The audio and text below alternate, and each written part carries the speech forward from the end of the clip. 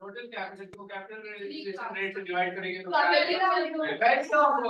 बहुत बढ़िया, मजा आया सुन के। अब बोलो, अच्छा मैं बोलूँ बेटा, अभी थोड़ी देर में फिर आएगा, चिंता क्यों कर रहे हो? हाँ जी, तो बेटा आपने बात की थी कांस्टेंट डिविडेंड पॉलिसी हो सकती है, जिसके अंदर अमाउंट ऑफ डिविडेंड हर साल कांस्टेंट रखेंगे। इंक्रीजिंग डिविडेंड पॉलिसी हो सकती है, हर साल डिविडेंड का अमाउंट बढ़ाया जा सकता है। नॉन डिक्रीजिंग डिविडेंड पॉलिसी होती है हो सकती है जिसमें डिविडेंड का अमाउंट घटेगा नहीं, वो कांस्टेंट रह सकता है, बढ़ सकता है। फिर होती थी बेटा हमारे पास एक रेजिडुअल डिविडेंड पॉलिसी कि भैया पैसे जो कमाए हैं पहले उसको इन्वेस्टमेंट पे लगाना है, अगर कुछ बच गया तो उससे डिविडेंड बढ़ जाएगा। ये हमने सीखा।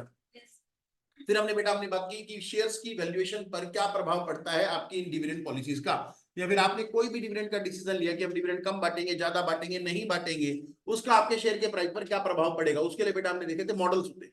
हमारे पास दो प्रकार की अप्रोचेज होती है, रेलेवेंस अप्रोच और इररेलेवेंस अप्रोच।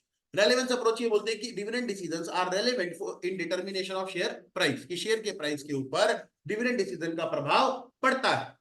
दूसरी अप्रोचेज होती है बेटा इररेलेवेंस अप्रोच, जो ये बोलते हैं कि अगर आपने डिविडेंड बांटा है, नहीं बांटा, कम बांटा, ज्यादा बांटा, हर केस के अंदर, धन्यवाद, हर केस में आपको जो शेयर का प्राइस है बेटा उस पर प्रभाव पड़ सकता है, लेकिन आपके ओवरऑल वैल्यू ऑफ फर्म पर कोई प्रभाव नहीं पड़ता। तीन मॉडल हमने डिस्कस करने हैं रेलेवेंस अप्रोच में, Walter, Gordon and Graham and Dodd. एक मॉडल हमने डिस्कस करना है इररेलेवेंस अप्रोच के अंदर, जिसका नाम है एमएम मॉडल।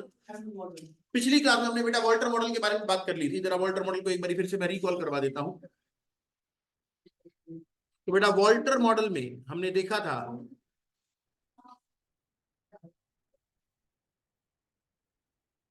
हाँ जी बेटा वॉल्टर मॉडल में हमने देखा था कि हम बिजनेस फर्म्स को तीन कैटेगरी में बांट रहे थे।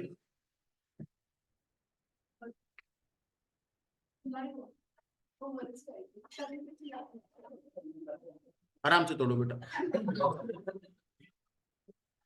वॉल्टर मॉडल को बेटा हम तीन कैटेगरी, वॉल्टर मॉडल में बेटा तीन टाइप की फर्म होती थी, ग्रोथ फर्म, कांस्टेंट फर्म और डिक्लाइनिंग फर्म। बेटा ग्रोथ फर्म होते हैं जिसका rate of return cost of equity से ज्यादा होता है, डिक्लाइनिंग होते हैं जिसका rate of return cost of equity से कम होता है, और कांस्टेंट होते हैं जो इक्वल होती है। तो बेटा जो ऑप्टिमम इनके पे आउट रेशियो हमने देखी थी, 0%। ग्रोथ फर्म को बेटा 0% डिविडेंड बांटना चाहिए, जितना कमा रहे हो सारा कुछ भी आपको नहीं बांटना, अपने पास मेंटेन करके रखो, क्योंकि आपकी कंपनी बेटा पैसे को 10% से बढ़ाती है, इन्वेस्टर को सिर्फ 8% मिलता है कहीं पर भी। तो अगर मेरी कंपनी बेटा पैसे को 10% से ग्रो कर सकती है, और अगर मैं इन्वेस्टर को देती हूँ तो इन्वेस्टर उस पर सिर्फ 8% की रिटर्न जनरेट कर सकता है, तो क्या चीज बेटर है? पैसा कंपनी के हाथ में रहना चाहिए, क्योंकि कंपनी उसके ऊपर ज्यादा पैसा जनरेट कर सकती है, इन्वेस्टर का फायदा कंपनी करवा सकती है यहाँ पर, तो कंपनी को कोई पैसा डिस्ट्रीब्यूट नहीं करना है। लेकिन बेटा अगर कंपनी हमारी डिक्लाइनिंग नेचर की है, तो वहां पर बेटा उसको अपना सारा पैसा, सारी अर्निंग बांट देनी चाहिए। और कांस्टेंट कंपनी के पास कोई फर्क नहीं पड़ता बेटा, कितना ही बांट लो, कंपनी भी 10 कमा रही है, इन्वेस्टर को भी 10 चाहिए, मेरे पास जो पैसा पड़ा होगा मैं भी 10% बनाऊंगा, इन्वेस्टर के हाथ में पैसा चला जाएगा, वो भी 10% बनाएगा, तो किसी के हाथ में भी पैसा कोई एक्स्ट्रा वैल्यू नहीं रखता है, दोनों के हाथ में पैसे की वैल्यू बराबर है। फिर बेटा हमने प्राइस कैलकुलेट करने का फॉर्मूला फॉर्मूला सीखा था, dividend plus R upon K E, bracket earning minus dividend whole divided by K. तो बेटा ये फॉर्मूला हमने सीख लिया था, किस वजह से, किस तरीके से बना, कि इन्वेस्टर को क्या क्या मिल रहा है, डिविडेंड मिल रहा है, हर साल कंपनी उसके लिए कुछ पैसे बचा के रख रही है, लेकिन उस पैसे की वैल्यू इन्वेस्टर की नजरों में ढूंढी जाती है। हमने देखा था वो 4 रुपए की जगह 6 रुपए बन रहे थे उसकी नजरों में, तो इन्वेस्टर को 6 रुपए की इनकम हर साल डिविडेंड की फॉर्म में मिल रही है, 6 रुपए की पोटली मिल रही है, तो टोटल कितने पैसे कमा रहा है वो हर साल? 12, अनंत काल तक वो 12-12 रुपए कमाता जाएगा। तो इनकम को जैसी रेट से डिवाइड करेंगे हमारे पास वैल्यू आ जाएगी, यानी कि इन्वेस्टमेंट की वैल्यू मिल जाएगी। तो इनकम ये है, उसको इन्वेस्टर के रेट से डिवाइड करा। सर के से क्यों डिवाइड करा है, आर से क्यों डिवाइड नहीं करा? क्योंकि बेटा शेयर्स की वैल्यू इन्वेस्टर करता है, कंपनी नहीं। तो इन्वेस्टर अपने रेट के लेकर के वैल्यूएशन करेगा, तो इन्वेस्टर का जो अपना रिक्वायर्ड रेट है वो के है, रेट ऑफ रिटर्न नहीं है। तो इतना हमने पिछली क्लास में किया था। कोई एक आधा सवाल भी किया था हमने? नहीं, कोई सवाल करने का मौका नहीं मिला हमारा। ठीक है बेटा, पहले जरा हम इस मॉडल के एक दो क्वेश्चन कर लेते हैं।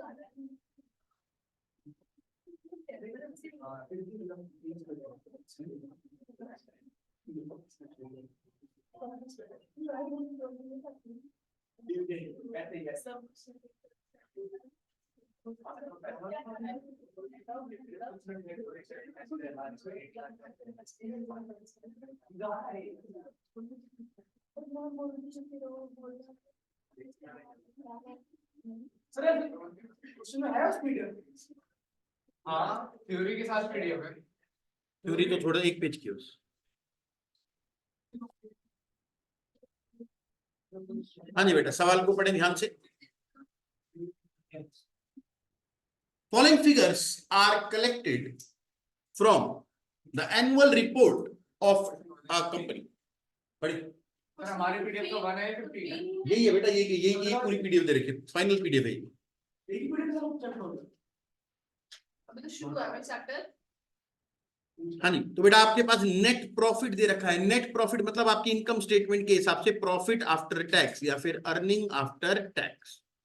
नेट प्रॉफिट बेटा पीनल अकाउंट बनाते हैं, पीनल अकाउंट में जो नेट प्रॉफिट आता है वो प्रोविजन फॉर टैक्स के बाद आता है ना, तो ये नेट प्रॉफिट आपको दे रखा है अर्निंग आफ्टर टैक्स। आपके पास बेटा बैलेंस शीट में बेटा ये रुपए का साइन है। हाँ जी, आपके पास बैलेंस शीट में बेटा 12% प्रेफरेंस शेयर कैपिटल है 100 लाख रुपए की, तो 1 करोड़ रुपए की प्रेफरेंस शेयर कैपिटल जिसपे आपको 12% का प्रेफरेंस डिविडेंड देना है। नंबर ऑफ इक्विटी शेयर आपके पास 3 लाख है। रिटर्न ऑन इन्वेस्टमेंट यानी कि आर 20% है। कॉस्ट ऑफ इक्विटी क्वेश्चन ने दे रखा है 16%। व्हाट शुड बी, ध्यान से पढ़ो, what should be approximate dividend payout ratio to keep the price at ₹42। बेटा हमने फॉर्मूला जो सीखा है वो प्राइस कैलकुलेट करने का फॉर्मूला होता है। Price is equal to dividend plus R upon K bracket earning minus dividend. ये फॉर्मूला बेटा हमने वॉल्टर मॉडल में सीखा था। ठीक है, अब ये फॉर्मूला होता है बेटा प्राइस कैलकुलेट करने के लिए। आपसे क्वेश्चन ने प्राइस खुद बता दिया है, कह रहे प्राइस 42 रुपीज चाहिए, उसके लिए डिविडेंड पे आउट बताओ कितना होना चाहिए। तो आपको डिविडेंड ढूंढना है भाई, डिविडेंड आपको ढूंढना है। बाकी सारी चीजें आपके पास है, प्राइस भी दे रखा है, तो बाकी सारी चीजों में आपको क्या क्या चाहिए सर? रेट चाहिए, क्वेश्चन ये रहा बेटा, आर दे रखा है, केई दे रखा है क्वेश्चन के अंदर। अर्निंग कैलकुलेट कर लेते हैं, उसका डेटा दे रखा है बेटा। क्वेश्चन ने अर्निंग आफ्टर टैक्स आपको दिया है कितने रुपए का? 30 लाख। इसमें से पहला अधिकार किसका? तो प्रेफरेंस डिविडेंड पे कर दोगे बेटा। 1 करोड़ के ऊपर बेटा 12% के हिसाब से 12 लाख रुपए का आपका डिविडेंड चला जाएगा। इक्विटी के लिए जो पैसा बचेगा बेटा वो है 18 लाख रुपए। Earning available for equity share holders, इसको जैसे ही बेटा नंबर ऑफ शेयर से डिवाइड करेंगे तो हमारे पास अर्निंग पर शेयर आ जाएगी। नंबर ऑफ शेयर है बेटा हमारे पास 3 लाख, तो अर्निंग पर शेयर आ जाएगी बेटा 6 रुपए। अब 6 रुपए पर शेयर की बेटा आपके पास अर्निंग अवेलेबल है जिसको आप ई से डोनेट करते हो। ठीक है जी, कॉस्ट ऑफ इक्विटी आपको क्वेश्चन में बता रखी है कितने परसेंट? 16%। और आर बेटा क्वेश्चन में आपको बता रखा है 20%। तो सारी इंफॉर्मेशन अवेलेबल है। प्राइस आपको क्वेश्चन ने खुद बताया 42 रखना है। आओ जरा वैल्यू पुट करें बेटा। Price 42 is equal to dividend आपको नहीं पता plus are 0.20 upon K E 0.16 point दिख रहा भाई ब्रैकेट में earning minus dividend whole divided by K E. चलो बेटा जरा कैलकुलेटर चलो। 42 मल्टीप्लाई बाय 0.16 कितना होता है? 6.7। मेरे को तो आखिरी आंसर भी बता बेटा, डिविडेंड 3 रुपए 12 पैसे आएगा। 6.72 D plus 7.5 minus 1.25 D, D is equal to 3.12।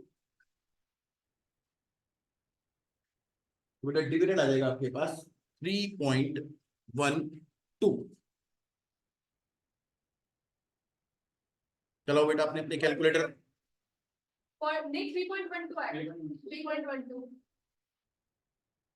Dividend बेटा डी माइनस 1.25 डी 0.25 डी हो जाएगा उस तरफ जाकर के, इधर आ जाएगा आपके पास 78 पैसे, हाँ, 78 0.78 डिवाइडेड बाय 0.25 इज 3.12। ये बेटा डिविडेंड का अमाउंट आया है। क्या क्वेश्चन ने आपसे डिविडेंड का अमाउंट मांगा था क्या?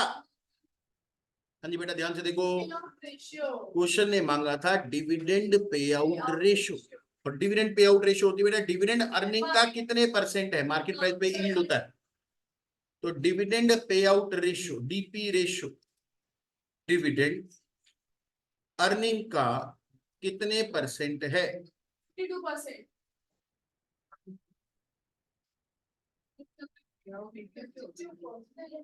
बिल्कुल, डिविडेंड का रेट फेस वैल्यू पे होता है, यील्ड मार्केट प्राइस पे होता है, और पे आउट अर्निंग पे।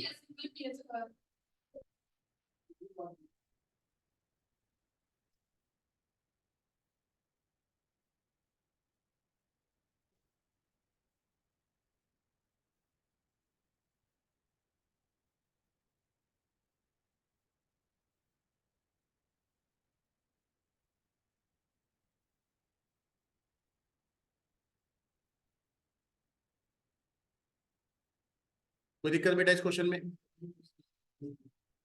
नॉर्मली बेटा आपके पास डिविडेंड का अमाउंट होता है, प्राइस आप बताते हो, यहाँ पर आपको प्राइस दे रखा है और आपने डिविडेंड का अमाउंट बताया। तो डिविडेंड पे आउट रेशियो 52% है बेटा।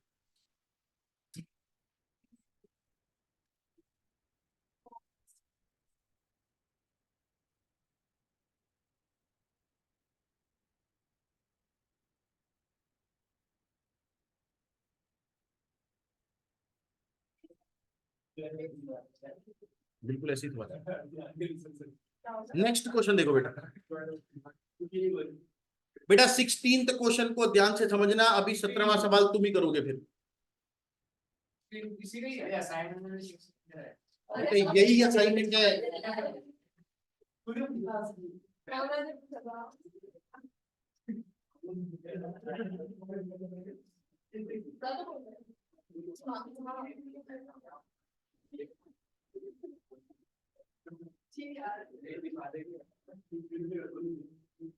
चलो सवाल को ध्यान से पढ़ें, बातों पे ध्यान ना दें। इतनी मुश्किल से सवाल आना समझ में आना शुरू हुआ है तुम्हारे को। सर हमने अच्छी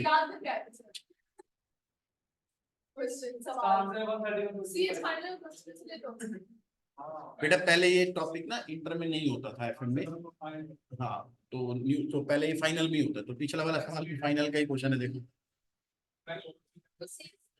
ये final, CW final, CS final, सब में आओ। सीएमए का नाम पहले सीडब्ल्यू होता था, अब सीएमए है ना, पहले उसका नाम होता था कॉस्ट एंड वर्क्स अकाउंटेंट, अब नाम हो गया कॉस्ट एंड मैनेजमेंट अकाउंटेंट। नाम बदलने का रिवाज है बेटा।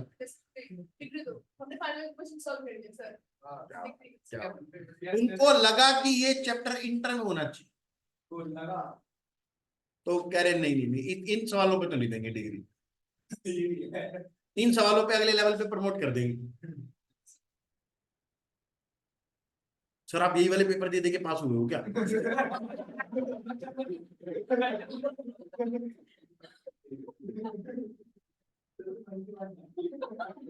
मेरे पेपर में सवाल बड़ा मुश्किल आता है, इसे असाइनमेंट में डाला भी नहीं है, एग्जाम्पल के तौर पे करा दूंगा, चिंता मत कर। नहीं एग्जाम्पल में करवा दूंगा खुद। चलो ये वाला सवाल देखते हैं, बहुत मुश्किल सवाल है बेटा, फाइनल का question. A Limited was started a year back with an equity capital of rupees 40 lakhs। तो बेटा 40 लाख रुपए की इक्विटी कैपिटल के साथ कंपनी स्टार्ट करी हमने। दादा details R S under earning of the company बेटा 4 लाख रुपए है, डिविडेंड पे किया है इसमें से हमने 3,20,000 रुपए का। प्राइस अर्निंग रेशियो दे रखे sir, price earning ratio, price upon earning, price upon earning PE ratio.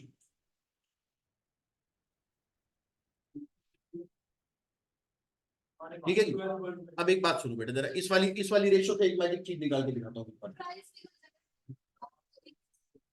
बहुत बढ़िया बात है बेटा, लेकिन क्वेश्चन में ऐसा वाला प्राइस मांगा नहीं है। क्वेश्चन है बोले प्राइस बताओ, लेकिन अब मेरी बात सुनो, अब मेरी बात सुनो। बेटा प्राइस अपॉन अर्निंग करके आपको बता रखा है 12.5। इसको रीड कैसे करते हैं बेटा? इसका मतलब है मार्केट प्राइस अर्निंग का 12.5 गुना है, या फिर हर 1 रुपया कमाने के लिए आपको 12.5 की इन्वेस्टमेंट करनी पड़ती है। इसको ऐसे रीड करते हैं, प्राइस अर्निंग रेशियो। मान लो अगर बेटा प्राइस 100 रुपए का है और अर्निंग 8 रुपए की है, तब ये 12.5 बनेगा। तो इसकी रीडिंग कैसे बनेगी? आपका जो मार्केट प्राइस है वो अर्निंग के मुकाबले इतने गुना है। एक इंटरप्रिटेशन तो ये है। ऑल्टरनेटिवली आप ये बोल सकते हो, अगर 8 रुपए कमाने के लिए 100 रुपए लगाने पड़ते हैं, तो 1 रुपया कमाने के लिए कितने लगाने पड़ेंगे? 12.5। पॉइंट समझ में आता है? आप इससे अपनी रिटर्न टू इक्विटी नहीं बता सकते। सर 12.5 रुपए लगा के हमको 1 रुपया मिलेगा, कितने परसेंट रिटर्न हुई? हाँ बताओ, कितने परसेंट रिटर्न मिली? सर 12.5 रुपए लगा के 1 रुपया कमाया, 8%। वही है। इसका मतलब अगर आपके पास सवाल में पीई रेशियो है और आप अगर इसका इनवर्स कर दो, तो वो return on of equity holders आ जाती है, यानी कि वो केई में कन्वर्ट हो जाती है। अभी अभी जो आपने 8% बताया था, सबने बताया था 8%। वैसे 8% कैसे निकलेगा? सर 12.5 का मतलब है हर 1 रुपया कमाने के लिए 12.5 रुपए लगाने। अगर 1 रुपया कमाने के लिए 12.5 रुपए लगाने, तो आप कितने परसेंट रिटर्न कमाते हो?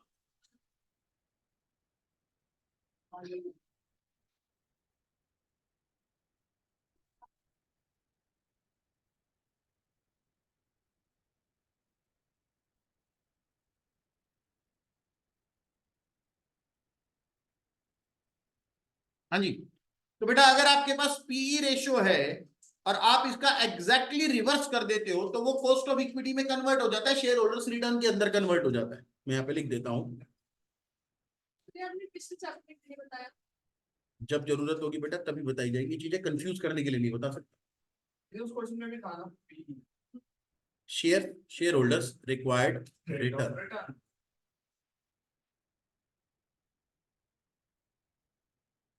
बेटा मैं तो इसको कॉस्ट ऑफ इक्विटी से सीधा लिंक कर सकता हूँ। आपने जिन बच्चों ने कॉस्ट ऑफ कैपिटल नाम का चैप्टर पढ़ा है, उन्होंने कॉस्ट ऑफ इक्विटी के 5 मॉडल पढ़े, उसमें से एक मॉडल होता था earning price model. Earning upon market price के ही होता है, और market price upon earning P होता है, इन्वर्स करके ही तो निकलेगा। लेकिन वहां पे जाने की जरूरत नहीं है ना, क्योंकि 1 2 4 बच्चे ऐसे हैं जिन्होंने कॉस्ट ऑफ कैपिटल नहीं किया। तो नहीं तो मैं तो सीधा पुराना फॉर्मूला ही दिखाता। कोई बात, अभी समझ में आती है बातें। 1/PE is equal to KE, shareholders required return. अब सुनो सर, हमें केई का क्या करना है? बेटा अगर आपको वॉल्टर मॉडल अप्लाई करना है, आपको रेट चाहिए होता है, डिविडेंड चाहिए होता है, कॉस्ट ऑफ इक्विटी चाहिए होती है और अर्निंग चाहिए होती है। तो कॉस्ट ऑफ इक्विटी तो चाहिए ना इस सवाल में, तो कॉस्ट ऑफ इक्विटी तो यहां से निकल के आएगी बेटा। 1/PE कर देंगे तो हमारे पास कॉस्ट ऑफ इक्विटी आ जाएगी। तो KE is equal to 1/PE 12.5, that is, हाँ तो बेटा ये कितना आ गया हमारे पास? 0.08 और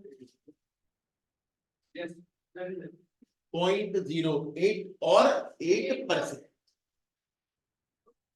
तो कॉस्ट ऑफ इक्विटी बेटा हमारे को मिल गई। क्वेश्चन ने आपको बताया है नंबर ऑफ शेयर 40,000 है, 40 लाख रुपए की टोटल कैपिटल है। अब ध्यान से सुनो, आपको आर भी तो चाहिए। 40 लाख रुपए की टोटल कैपिटल है और आपकी कंपनी कितने पैसे कमा रही है? 10%। 4 लाख रुपए। 40 लाख की कैपिटल पे हम कितने रुपए कमा रहे हैं? 4 लाख रुपए। तो बेटा कंपनी एक्चुअल में क्या रिटर्न कमा रही है? तो बेटा रेट ऑफ रिटर्न यानी कि आर।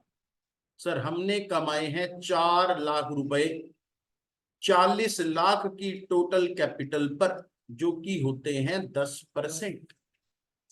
तो कॉस्ट ऑफ इक्विटी बेटा इस क्वेश्चन के अंदर हमारे पास है 8% और रेट ऑफ रिटर्न हमारे पास है 10%।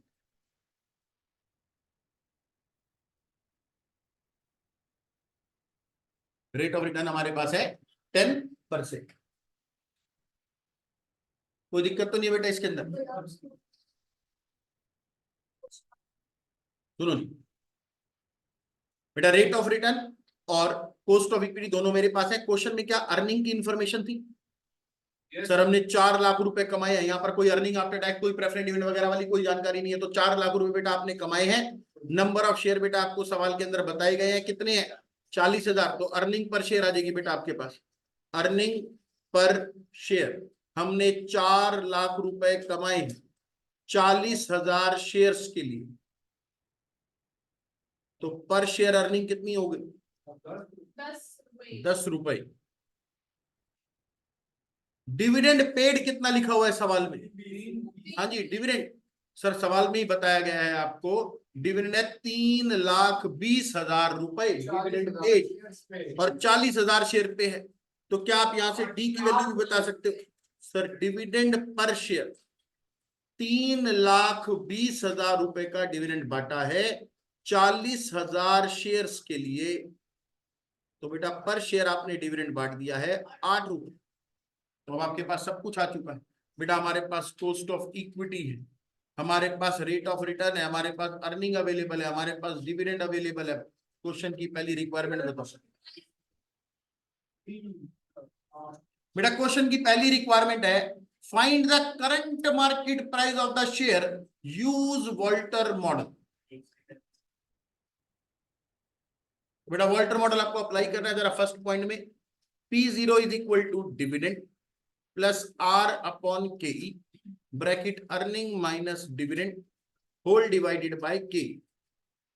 तो बेटा डिविडेंड प्लस R यानी कि 10% अपॉन के ई 0.08 8%, अर्निंग 10 रुपए, 131। डिविडेंड 8 रुपए अपॉन के ई 0.08।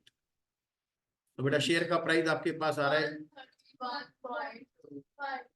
131 रुपए 25 पैसे बेटा आपके पास शेयर का प्राइस आ जाएगा।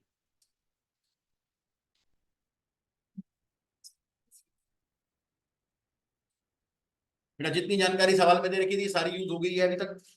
Yes sir. चलो जी सेकंड पॉइंट बढ़िया। किसी को कोई डाउट बेटा इस अभी तक इस सॉल्यूशन में? कोई डाउट समझ में आ रहा है? मतलब ऐसा भी होता है ना जिसको कुछ नहीं समझ में आ रहा था उसको भी डाउट नहीं होता। ऐसे होता है ना वैसे, मतलब कुछ कुछ समझ में आना चाहिए, ऐसे खाली बैठ के नहीं आना वही क्लास से।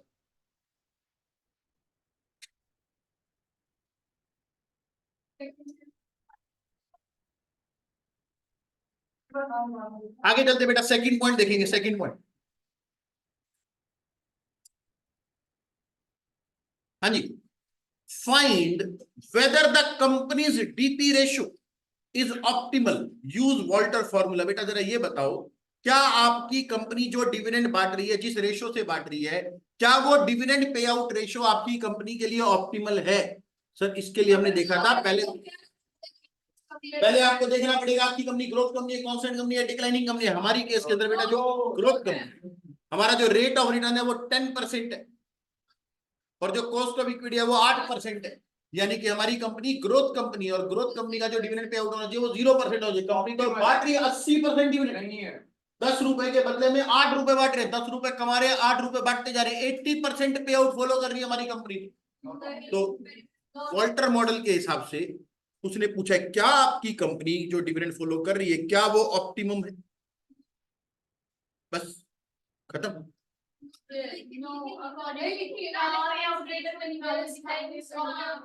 नो, आगे लिखो, optimum payout ratio will be should be optimum payout ratio for a growth company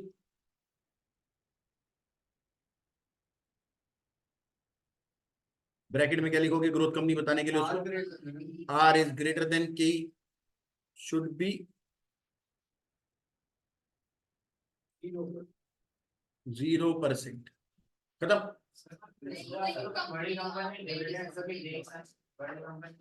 बेटा ऐसे होता है जैसे तुम्हारे को बोला जाता है कि रेड लाइट जंप नहीं करनी, तुम करते हो?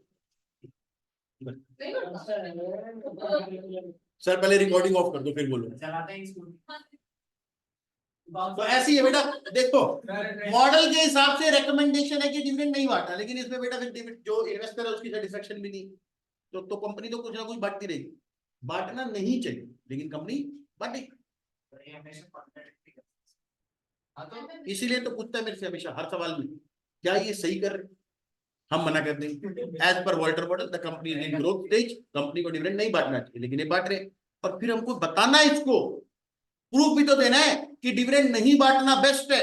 कैसे साबित करोगे? सर नया प्राइस निकाल के दिखाएंगे। अगर डिविडेंड नहीं बांटता तो डिविडेंड 0 प्लस आर 0.10 अपॉन के 0.08 अर्निंग माइनस डिविडेंड 0 अपॉन के। तो अब आपके पास एक नया प्राइस आएगा।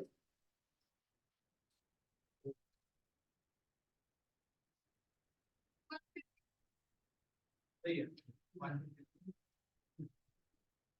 तो जब वो आपसे कभी पूछे ना कि कंपनी जो डिविडेंड बांट रही है उस पे प्राइस बताओ, हमने बता दिया, फिर वो आपसे पूछेगा वॉल्टर मॉडल के अंदर क्या ये ऑप्टिमम पे आउट रेशियो, हम बोलेंगे नहीं, सही रेशियो क्या होनी चाहिए 0%, और उस पे प्राइस निकाल के देना है बेटा, तब नंबर मिलेंगे। सिर्फ ना लिख देने के नंबर नहीं मिलते। चलो तीसरा पॉइंट आगे चले बेटा। Yes, sir. Third point, find what should be the PE ratio. क्या पीई रेशियो होनी चाहिए? Should be the PE ratio at which, कृपया ध्यान से पढ़े, ध्यान से पढ़ोगे तो ही इंटरप्रेट कर पाओगे। मांग क्या रहा है, रिक्वायरमेंट समझना ही मुश्किल हो जाएगी नहीं तो इस लाइन की। Find what should be the PE ratio at which dividend payout ratio will have no effect on the value of the share. यानी कि एक ऐसी पीई रेशियो बताओ जिस पर डिविडेंड का मैं अमाउंट कुछ भी रखूं, शेयर के प्राइस पर उसका कोई प्रभाव ना पड़े। आगे एक्सप्लेन भी कर रहा है, that is PE ratio at which price of share will remain same at any dividend payout ratio taking given R as base. Line का मतलब क्या बन रहा है? आर एज बेस तो छोड़ दो, बाकी लाइन तो बताओ। कि ऐसा डिविडेंड पे आउट तो पीई रेशियो बताओ जिससे डिविडेंड पे आउट रेशियो में कोई इफेक्ट ना पड़े। एक पीई रेशियो ये बता दो, ऐसी पीई रेशियो दे दो बेटा, राइट नाउ तो वैसे हमारी कंपनी के अंदर 12.5 की पीई रेशियो चल रही है, लेकिन वो कह रहा है पीई रेशियो ऐसी बता दो जिससे आपके डिविडेंड कम करने से, बढ़ाने से, घटाने से, खत्म कर देने से आपके शेयर के प्राइस पर कोई प्रभाव नहीं पड़ेगा। बेटा ऐसी कौन सी कंपनी होती थी जिसमें डिविडेंड का अमाउंट का, डिविडेंड के डिसीजन का उसके प्राइस पर कोई प्रभाव नहीं पड़ता? कॉन्स्टेंट। वॉल्टर मॉडल के हिसाब से बेटा ग्रोथ कंपनी ने अगर डिविडेंड बांटा, धीरे धीरे करके डिविडेंड बढ़ाते जाओगे, प्राइस घटती जाएगी। डिक्लाइनिंग कंपनी अगर डिविडेंड के बारे में, डिविडेंड ना बांटे, पूरा अपने पास रिटेंशन बढ़ाती जाए तो उसका प्राइस कम होता जाएगा। लेकिन कांस्टेंट कंपनी एक ऐसी कंपनी होती है जिसमें आप कितना ही डिविडेंड बांट लो, उस पे शेयर के प्राइस में कोई चेंज नहीं आता। तो इसका मतलब वो कह रहे हैं आप अपनी कंपनी को कांस्टेंट बना दो। एक ऐसी पीई रेशियो बताओ जिस पर आपकी कंपनी कांस्टेंट हो जाए। R equals to KE. हाँ जी, तो R should be equal to K E, ऐसी सिचुएशन आपको चाहिए। और आर बेटा आपके पास कितने परसेंट था? 10%। इसका मतलब आपका नया कॉस्ट ऑफ इक्विटी भी कितना होना चाहिए? पुराना कॉस्ट ऑफ इक्विटी तो 8% आपने निकाला था, ये देखो सर, कॉस्ट ऑफ इक्विटी 8 था, रेट ऑफ रिटर्न हमारे पास कितना था? 10%। अब मैं क्या कर रहा हूं सर, मेरा आर और के ई दोनों बराबर होने चाहिए ताकि मेरी कंपनी कौन सी बन जाए? कांस्टेंट। कांस्टेंट क्यों बनाना है हमने क्योंकि PE रेशियो सर? अरे हमको कांस्टेंट कंपनी इसलिए बनानी है ताकि शेयर के प्राइस पर डिविडेंड का कोई प्रभाव ना पड़े। इसी कंपनी में हो सकता है। तो आर और के दोनों बराबर होने चाहिए। आर हमने 10% कैलकुलेट कर रखा है, मैं चाहता हूं कि मेरा कॉस्ट ऑफ इक्विटी भी कितना हो जाए? 10% हो जाए। सर अगर कॉस्ट ऑफ इक्विटी 10% है तो पीई रेशियो कितनी होगी? क्योंकि क्वेश्चन ने तो पीई रेशियो मांगी है। अभी आपने सीखा था 1/पीई करते हो तो केई आ जाता है, और 1/केई करोगे तो क्या आ जाएगा? मुश्किल काम तो नहीं हो गए? क्या नहीं आएगा बेटा, मुश्किल चीज है बहुत। वो 8%। हाँ सर, हाँ, वही तो चेंज करना है भाई। मैं फिर बताता हूँ हम ऐसा क्यों करें। एक चीज हम 10 ही क्यों लेंगे, 8 भी तो। हाँ वही तो है। बहुत बढ़िया बात सर, हम के को क्या कर दें? 8 कर दें। हाँ के बदलोगे तो, के अगर नहीं बदलोगे तो क्या पी रेशो बदलेगी? नहीं बेटा, वो तो कल आगे की बात होगी ना। मैं कह रहा हूँ वो लाइन नहीं भी लिखी होती, आर को बेच लो। ये पोलराइज्ड कैमरा, तुमको नहीं पता, हाईटेक है। चलो हटा दो, समझने में बाधा दे रहा है तो मैं हटा दे। सर हमने ऐसे ऐसे क्यों किया, उसके लिए पहले इंग्लिश पढ़नी पड़ेगी।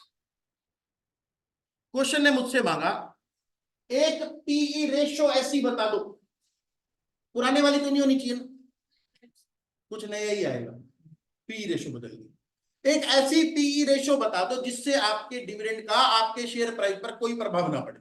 सर हमने तो पीई रेशियो का कभी डिविडेंड के साथ कोई कनेक्शन नहीं देखा, हमने तो ये सीखा था कि डिविडेंड कम बांटेंगे या ज्यादा बांटेंगे तो उसका आर और के के साथ लेना देना है, और अगर डिविडेंड के कम बट करने या ज्यादा करने से शेयर के प्राइस पर प्रभाव ना पड़े तो इसका मतलब वो सिर्फ कौन सी कंपनी हो सकती है, कांस्टेंट। ऋतिक कौन से केस में हो सकता है, सिर्फ कांस्टेंट वाले केस में आर और के दोनों बराबर होने चाहिए। और हमको भी एक ऐसी सिचुएशन ही बतानी है जहां पर शेयर के प्राइस पर डिविडेंड का कोई प्रभाव ना पड़े, ठीक है। तो हमने वो सिचुएशन मान ली है, आर और के दोनों बराबर होने चाहिए। अब सवाल ये सर आपने आर को 10 रख के के को 10 क्यों करा, आप उल्टा भी तो कर सकते थे, के 8% थी, आप बोल दो आर 8% कर देते। सर कंपनी कमा तो नहीं रही है ना, कंपनी कमाने का कैसे करते हैं? अरे सवालों में तो कुछ भी कर सकते, सर हम कैसे करते हैं? सवाल है, सवालों में कुछ भी कर सकते, वही तो कह रहा हूं। पॉइंट ये है कि क्या मुझे ऐसा करना चाहिए या नहीं करना चाहिए, क्यों नहीं करना चाहिए, कारण बता रहा हूं। क्वेश्चन ने बोला नहीं पी रेशियो बताओ, अगर आपने कॉस्ट ऑफ इक्विटी चेंज नहीं करी, पी रेशियो कैसे चेंज हो जाएगी। तो पहले तो आपको इस सिचुएशन पे पहुंचना है सर, आर और के दोनों बराबर होने चाहिए, बाकी सब तो बाद की बात। इतनी बात समझ में आती है कि हमको ये सिचुएशन चाहिए, है ना। हमको कौन सी सिचुएशन चाहिए, आर और के दोनों बराबर, ताकि हम कांस्टेंट कंपनी डिक्लेयर कर दे और डिविडेंड का हमारे शेयर के प्राइस पर कोई प्रभाव ना पड़े। इतनी बात सबको समझ में आ गई, ठीक है जी। सर ये दोनों बराबर होने चाहिए, और आर जो आपने पहले से कैलकुलेट किया हुआ था वो 10% था, और जो के आपने पहले कैलकुलेट किया था वो 8% था। क्या ये दोनों बराबर है, नहीं। तो बेटा मुझे के भी कितना चाहिए यहाँ पर, तो रिवाइज्ड के जो आपकी रिक्वायरमेंट है वो बेटा 10% है। रिवाइज्ड के कितना होना चाहिए हमारे पास, 10% होना चाहिए। और अभी हमने ऊपर सीखा था बेटा, जब आप 1/PE रेशियो कर देते हो तो वो के के बराबर हो जाता है, और अगर आप 1/KE कर दोगे तो वो पीई रेशियो के बराबर हो जाएगा कि नहीं। अब आपके पास नई के है तो आपके पास नई पीई रेशियो भी आ जाएगी।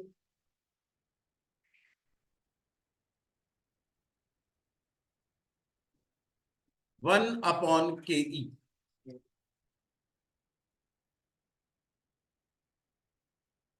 तो जो पीई रेशियो बेटा पहले 12.5 थी, अगर वो 10 हो जाए तो 10 पीई रेशियो का मतलब है cost of equity 10%। 10 PE ratio मतलब कॉस्ट ऑफ इक्विटी 10%, और अगर कॉस्ट ऑफ इक्विटी 10% है तो वो किसके बराबर हो जाएगी, आर के बराबर हो जाएगी, यानी कि आपकी कंपनी कांस्टेंट कंपनी होगी, ठीक है जी। तो क्वेश्चन की रिक्वायरमेंट ये है कि कंपनी को कांस्टेंट बनाओ। कांस्टेंट बनाने का मतलब है आर और के दोनों बराबर करने पड़ेंगे। तो आर आपके पास 10% था, हमने के को भी 10% ले लिया। अगर के 10% है तो पीई रेशियो कितनी हो जाएगी, 10 टाइम्स। तो 10 टाइम्स वो पीई रेशियो है जिसमें आपकी कंपनी कांस्टेंट होने वाली है। 10 टाइम्स पीई रेशियो का मतलब है 10% के, 10% के और 10% आर दोनों बराबर, यानी कि कंपनी कौन सी, कांस्टेंट। कंपनी कौन सी, सिर्फ इसी पॉइंट के लिए ये सवाल करवाया गया है। ऊपर वाले दोनों तो सिर्फ फॉर्मूला बेस्ड आंसर निकाले।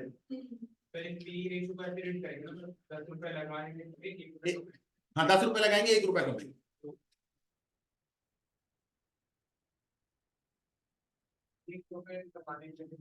10 रुपए लगा, 10 गुना।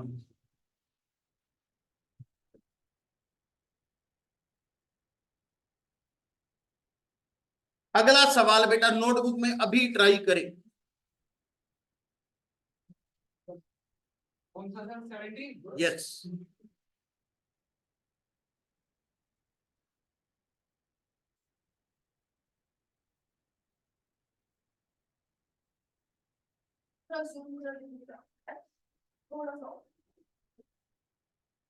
थोड़ा सा और, या 2 पार्ट में बांट दो इसको। है भाई, है, अभी आगे भी है।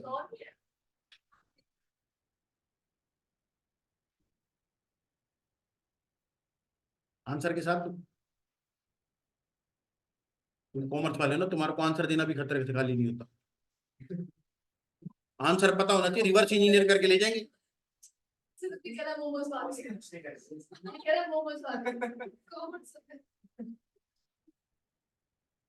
चलो करो। बेटा 2 लाख रुपए की अर्निंग है, 20 लाख रुपए ये हैं, 1.5 लाख रुपए हैं, 100 रुपए हैं।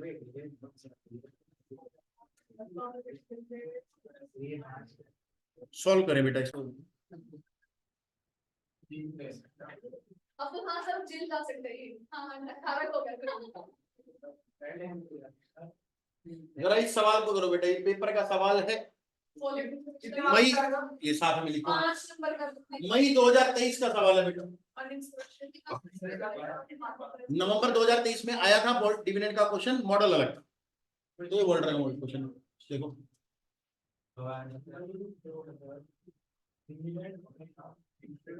ये बेटा मई 23 का सवाल है, और आप इसको करने में पूरे तरीके से सक्षम हो अगर ध्यान से करो तो।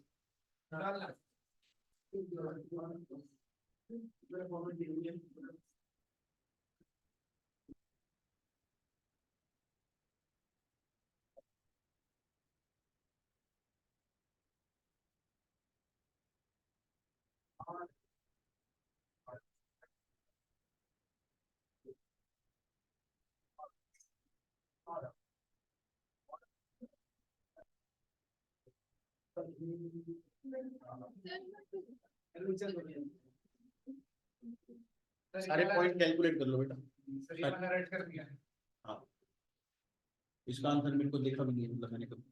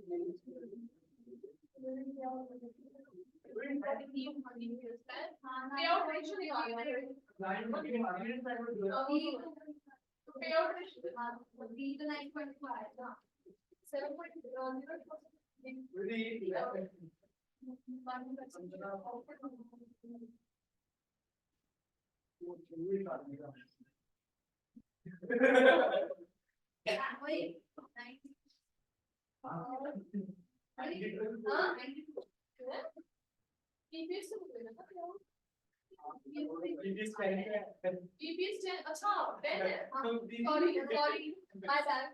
ये राहुल गांधी, सॉरी सॉरी। ठीक है यार, मतलब सॉरी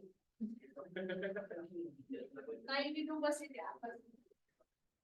और एक ही बात है, ये 9.2 आएगा पहले 92%। Thank you. अच्छा ये अरे 90 ऐसा डिफिकल्ट होती थी।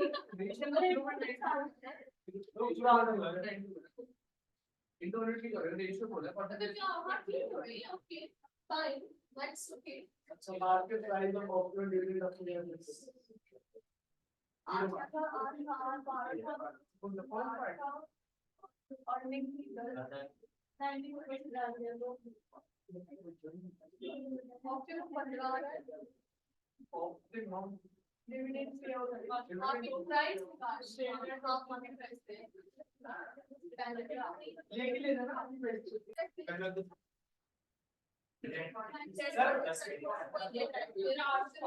हाँ जी बेटा, सामने देखो, आंसर मैच कर लो, और तुम सबने ठीक करा मेरे को पता है।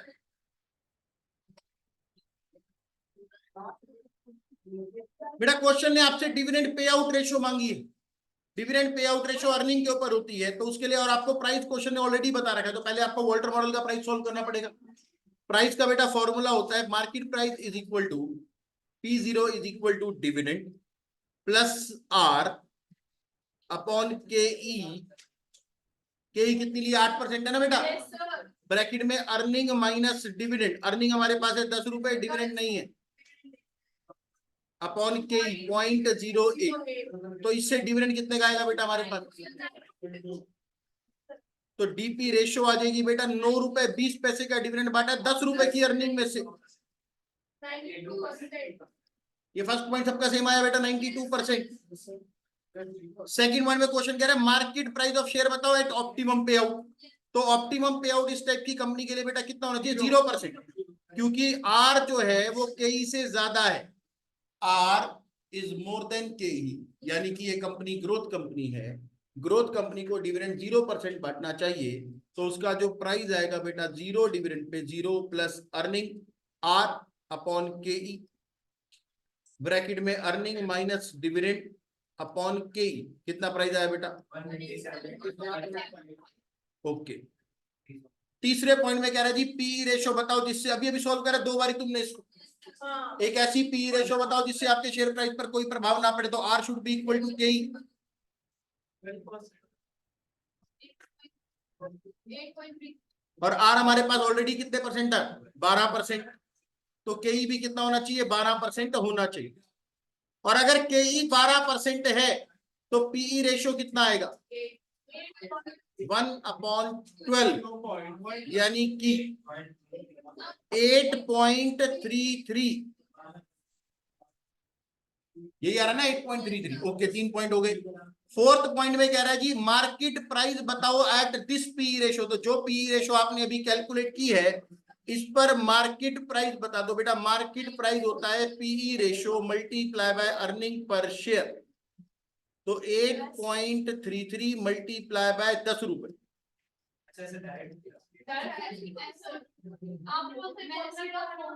कौन से वाला बेटा अभी तो लगा सकते हो ना, अभी तो पी रेशियो पे ही प्राइस मांग रहा है, तुम्हारा कुछ हो रहा है क्या आंसर, आंसर तो यही आ रहा होगा, तो यही आएगा क्या, नहीं गलत नहीं होगा।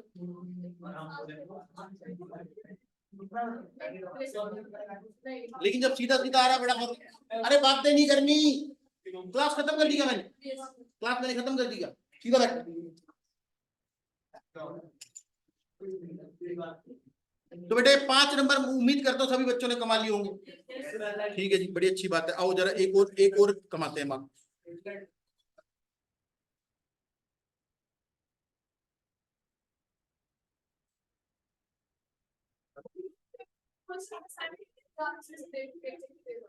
बेटा नहीं है तभी तो करवा रहा हूँ।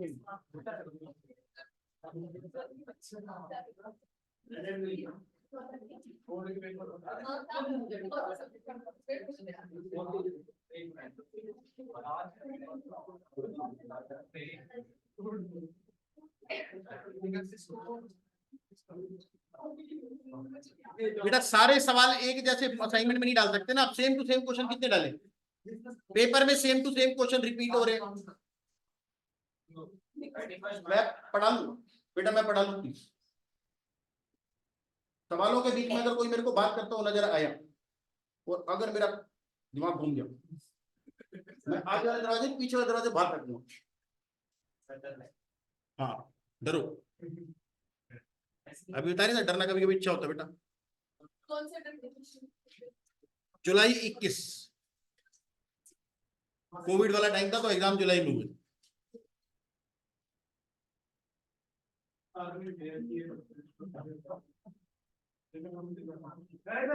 हाँ हाँ तुम्हारे लिए डाला बेटा, इतना तुच्चा सवाल है, अगले 3 मिनट में खत्म होना चाहिए। सर जैसे क्वेश्चन में इंफॉर्मेशन दे रखी है तो मैं पेपर में वही सेम चीज लिखना, सीधा फॉर्मूला लिखना। हाँ गिवन लिखना जब तुम फॉर्मूला लिखते हो ना तो फॉर्मूले के अंदर डी लिखते हो, डिविडेंड पूरा नहीं लिखते ना, हाँ तो डी को एक्सप्लेन नहीं करोगे डी क्या है, वहां पर करना पड़ेगा। तो वहां पे अगर तुम लिखोगे डिविडेंड तो ब्रैकेट में लिखोगे डी, तब नीचे फॉर्मूले में डी की वैल्यू पुट होगी।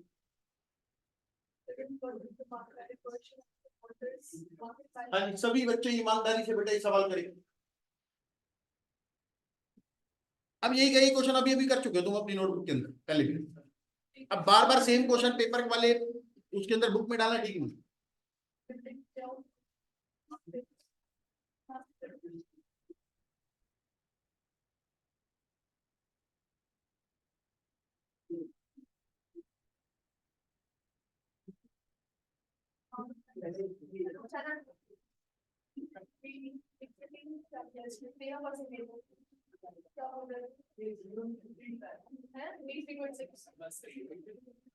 Earnings for me. Equity capital ये यही वाला तो रेट है बेटा, जिससे इनकम को रेट से डिवाइड करते हैं तो वैल्यू आ जाती है, कैपिटलाइजेशन ही तो बोलते हैं।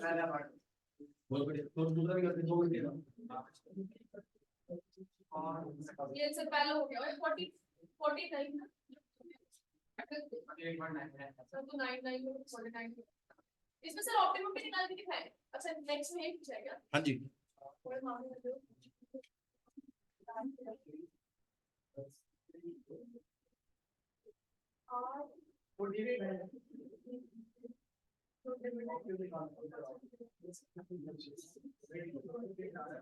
सर सेकंड पार्ट भी हो गया सर यस सर हो गया 3.25 और इसमें क्लास में आ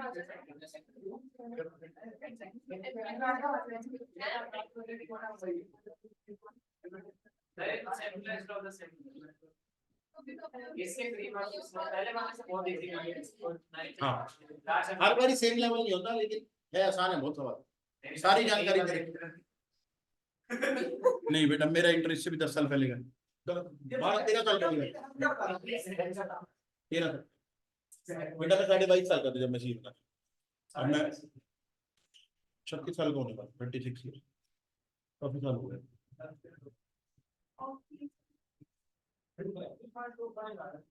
कितना आ रहा है? सेकंड पार्ट और फर्स्ट 49 83.25 53 ओके।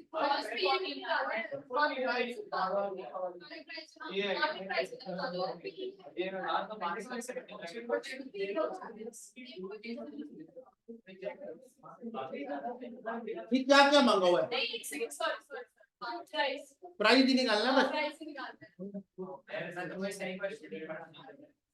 आंसर बताओ, आंसर पहले वाला कितना है बेटा? 40 तो 49 और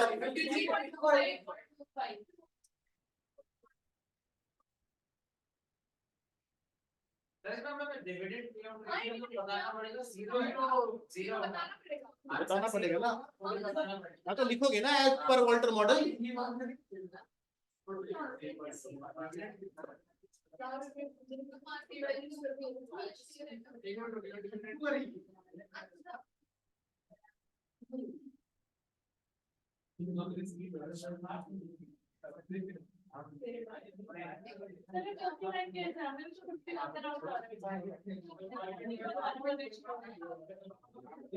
बेटा फॉर्मूला होता है हमारे पास, अर्निंग पर शेयर कितनी है? 6 रुपए, इसका 60% डिविडेंड बांटना है,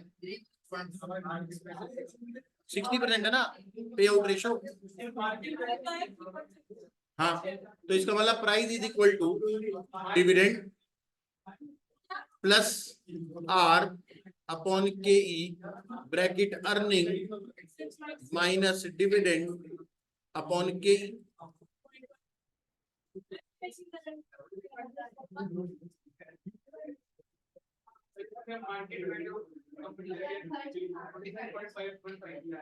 कितना आ रहा है बेटा? कम तो होना ही नहीं चाहिए ना, ऑप्टिमम पे आउट रेशो पे तो प्राइस बढ़ेगा, कम थोड़ी होएगा। गलत है कैलकुलेशन।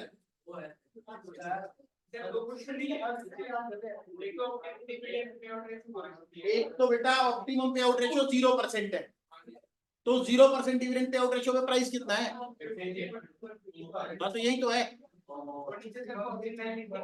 कहाँ है?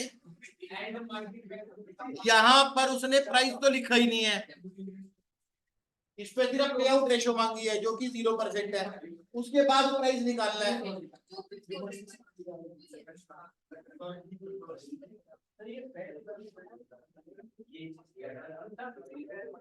और भी लोगे सर अभी एक सवाल और करोगे भी तुम? बस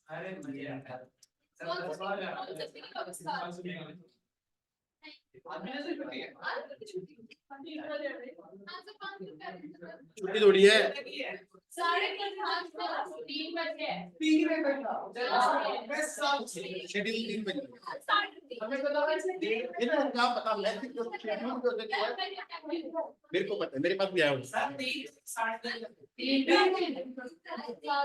मेरी बात सुनो, ये सवाल करो, नहीं ये तो करो यार।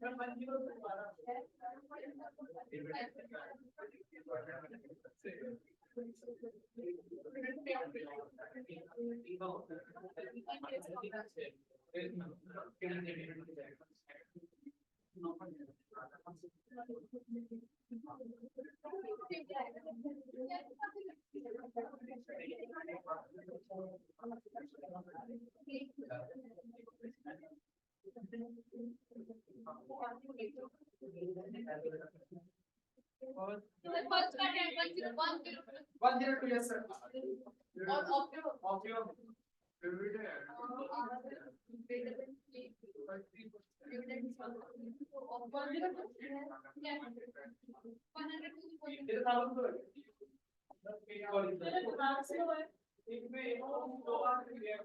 एक तो 20 हो गया सर बेटा इसमें तो 30% पे आउट पे मांगता हूँ।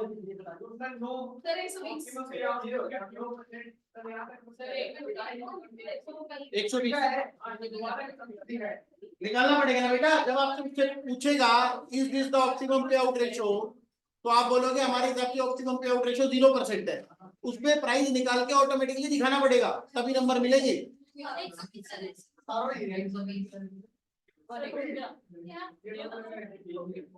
पेपर के सवाल है बेटा ये, और पेपर में तुमने अभी जो पिछला सवाल किया ये तो था। सर हो गया सर एक मिनट रुको आ गया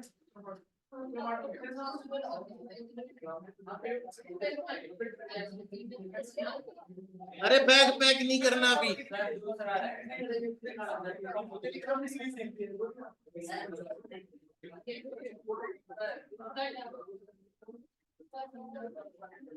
सर कौन सी ईयर है? जनवरी 2021। सर लास्ट क्या गॉड सामने से गॉड क्वेश्चन लास्ट, अच्छा तो वॉल्टर वाला ही तो करना है। इसमें सिर्फ ऑल्टर परफॉर्म करो। ठीक है सर डेट प्रॉफिट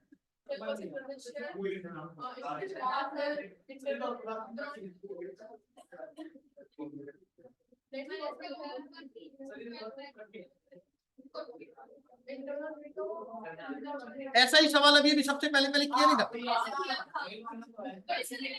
नहीं नहीं, वहां पे तो प्राइस नहीं निकाला था, प्राइस दे रखा था डीपी रेशियो निकालेंगे, यहाँ पे प्राइस निकालना है। इतना पैसा रिटेन कर रहे हैं, सवाल पेपर में भी तो आया था तुम्हारे टेस्ट पेपर में। अरे नहीं दे रखा रिटेंशन रेशियो, मैं बता रहा हूँ बेटा, मैं बता रहा हूँ। रिटेंशन रेशियो अगर 75% है, इसका मतलब कंपनी अपनी अर्निंग में से 75% पैसा बचा रही है, तो बाकी का 25% बांट रही है। Dividend pay out is 25%, 75% retention है, इसका मतलब 25% डिविडेंड पे आउट है। तुम्हारे को फिर पता ही नहीं रिटेन अर्निंग क्या होती है फिर।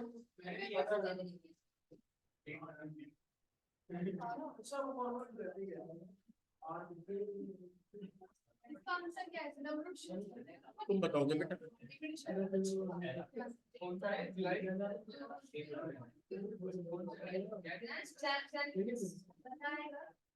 सर 19.44 सर 19.444 यस सर 19.4 पूछा किसने? चुप रह सर को मजा आया अब सर ने भी सर आपने पूछा था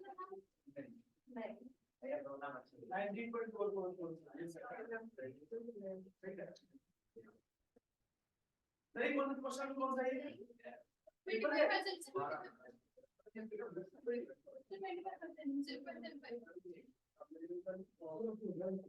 19.4 हाँ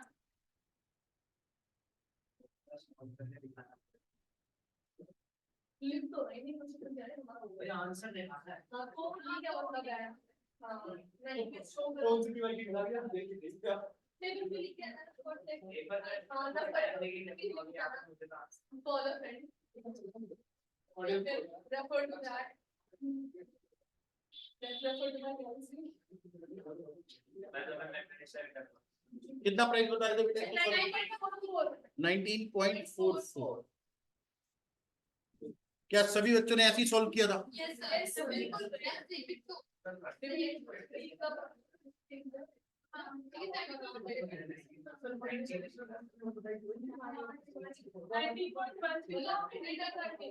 पता नहीं, मेरे को नहीं बताया बेटा। Calculator 3 minus 0.75 multiply by 0.22 divided by 0.18 plus 0.75 divided by 0.18 19.4 44 आ रहे हैं। हो गया। चलो जी बेटा, आज का सत्संग इतना ही है। किताब के अंदर वो जो नोट्स मिले हुए हैं उसके अंदर वॉल्टर मॉडल के सारे क्वेश्चन प्रैक्टिस करने हैं। वैसे तुमने सारे क्लास में कर लिए।